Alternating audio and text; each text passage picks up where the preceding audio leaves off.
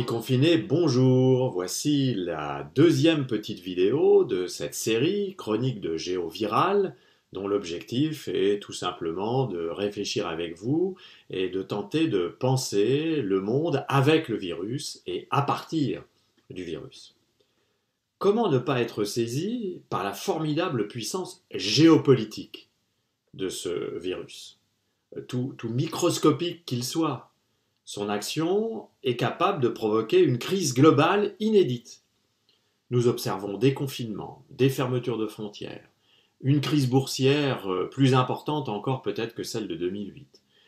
L'arrêt d'activités économiques, y compris d'activités économiques stratégiques, comme les activités liées au secteur automobile, des interventions qu'on n'avait jamais constatées des banques centrales, une entrave aux mobilités terrestres, un quasi-arrêt des mobilités aériennes.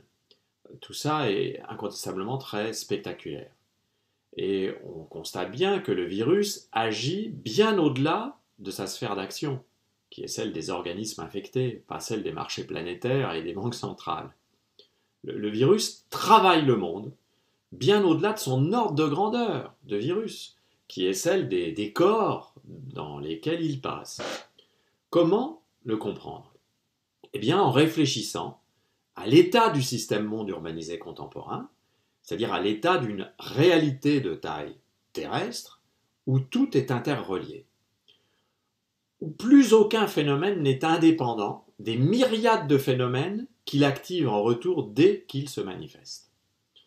Aujourd'hui, on peut dire qu'en raison de ce qu'est notre monde, il faut reconnaître que plus rien n'est insignifiant. Précisons tout de suite une chose. Il n'existe pas une chaîne causale, un rapport de cause à effet si vous préférez, direct entre le virus proprement dit et la crise globale.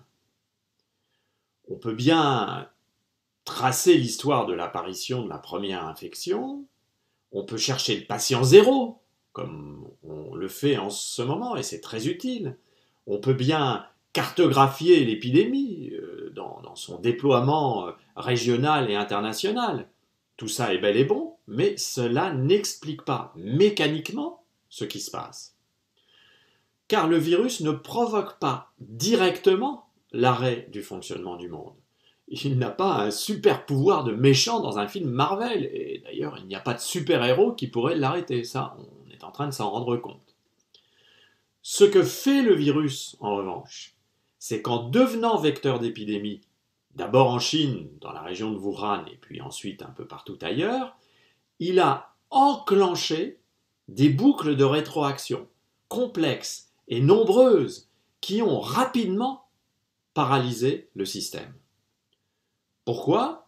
Eh bien, tout simplement parce que notre monde est tellement interrelié, il est composé d'éléments tellement en lien les uns les autres, qu'un micro-événement peut provoquer, en raison des rétroactions précitées, ce que je pourrais appeler une émergence systémique globale, c'est-à-dire un nouvel état de ce monde.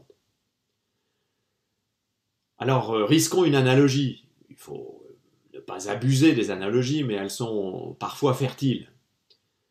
De même qu'un virus provoque une réaction immunitaire dans un organisme vivant en brouillant l'information, l'épidémie de coronavirus a rapidement provoqué une réaction immunitaire du système monde, qui est un système social, spatial et biophysique, et notre monde se trouve à avoir la fièvre, et les docteurs lui conseillent de garder la chambre.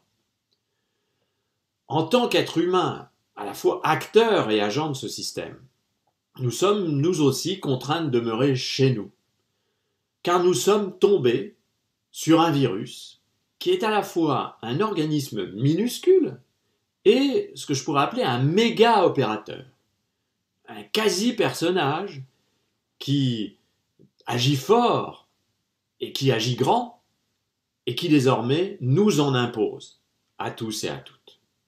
Voilà, nous repartirons de cela la fois prochaine pour progresser dans notre réflexion, et un conseil de lecture, comme j'essaierai de le faire systématiquement, parcourez ou dévorez ce très bon livre de Freddy Vinet, un géographe et historien, qui s'appelle La Grande Grippe, 1918, la pire épidémie du siècle, et ça a paru en 2018 chez Vendémiaire.